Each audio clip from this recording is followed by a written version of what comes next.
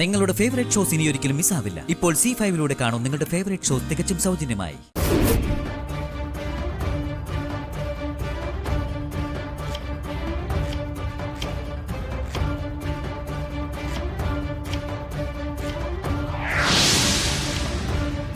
ഗംഗേ, ആ ഗൗരി ചേച്ചി, ചേച്ചി തിരിച്ചു വന്നോ?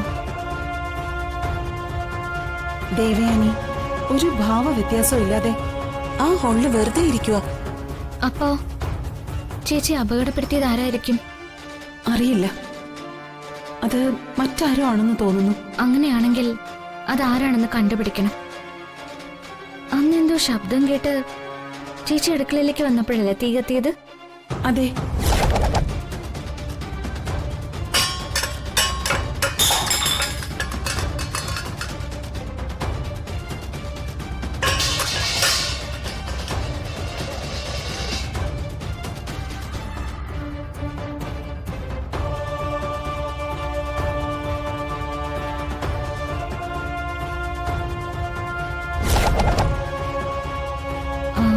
എങ്കിൽ ഞാനൊന്ന് പുറത്തേക്ക് പോവാം. ഈ സമയം ദേവയാനി എന്റെ വരുന്നുണ്ടോ എന്ന് ചേച്ചി ഒന്നുകൂടി പോയി നോക്കണം. ശരി, ഞാൻ പോയി നോക്കാം.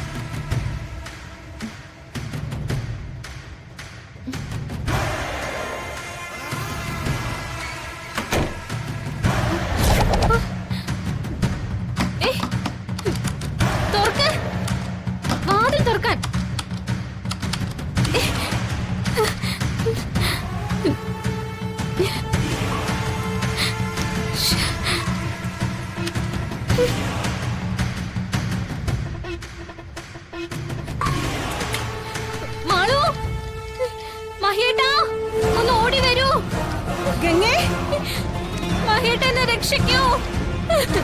ഗംഗേ,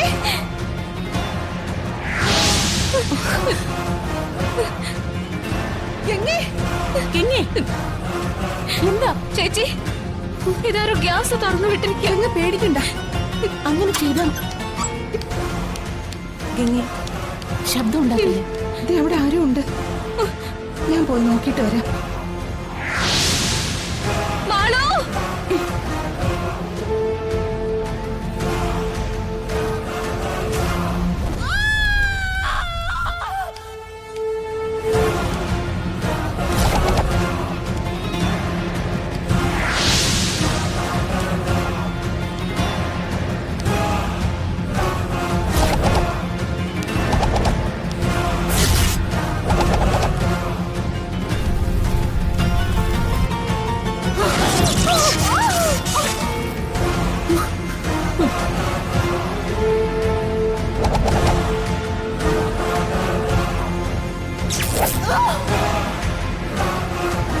വലിയൊരു അപകടത്തിൽ നിന്ന് മുടിനാരിഴയ്ക്ക ഇപ്പൊ നീ രക്ഷപ്പെട്ടത്.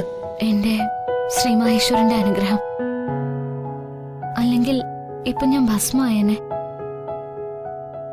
ഒരു നിമിഷം ഞാൻ മരണത്തെ മുന്നിൽ കണ്ടു എന്ന് വേണം പറയാൻ. ശരിയാ, മരണത്തിന്റെ പുറകെ പോയി മറ്റൊരു അപകടത്തിൽ ചാടാൻ പാടില്ല. നിനക്ക് ദോഷം ഉണ്ടാക്കുന്ന ഒരു പ്ലാനും ഇനി നമുക്ക് വേണ്ട. ചേച്ചി പറയുന്നത് പോലെ ചെയ്യാം. നമ്മൾ ഈ ശ്രമിക്കുന്നത് ആരെയും ദ്രോഹിക്കാനൊന്നും അല്ലല്ലോ. അതുകൊണ്ട് തന്നെ ശ്രീ മഹേശ്വരൻ നമുക്കൊപ്പം ഉണ്ടാവും. അതെനിക്ക് ഉറപ്പാ. ഏതായാലും ശ്രേയയെ ഹൈമവതിയും ഇനി എന്റെ നിരീക്ഷണത്തിലായിരിക്കും. അധിക നാൾ അവർക്ക് ആ പുതപ്പിന്റെ മറ ഉണ്ടാവില്ല.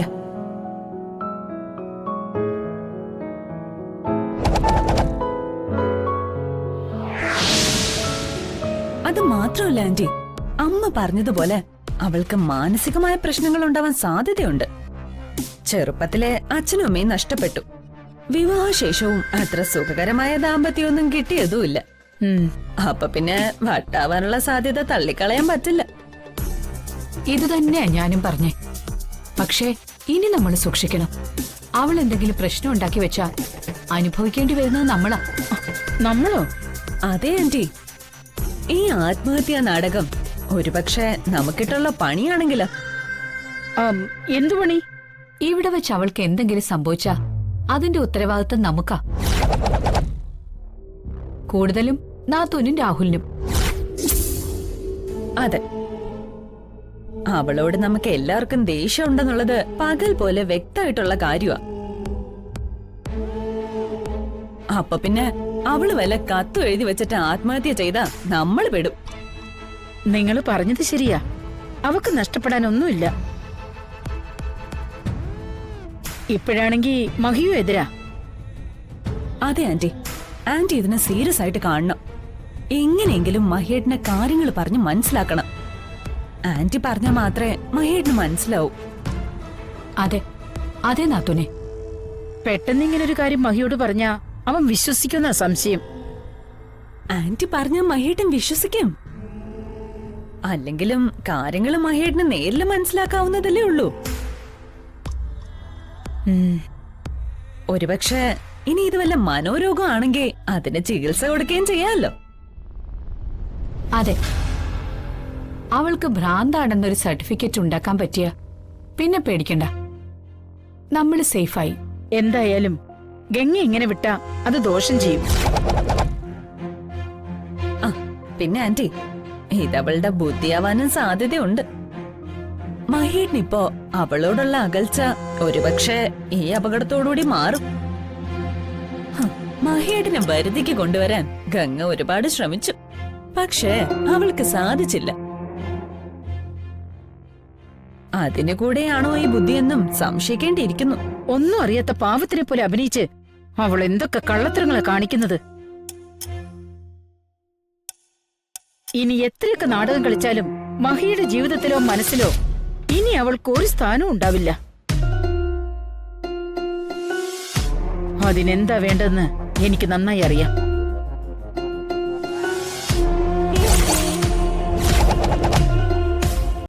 ഡൗൺലോഡ് ചെയ്യൂ C5 ആപ്പ്. കാണൂ എല്ലാ എപ്പിസോഡുകളും സൗജന്യമായി.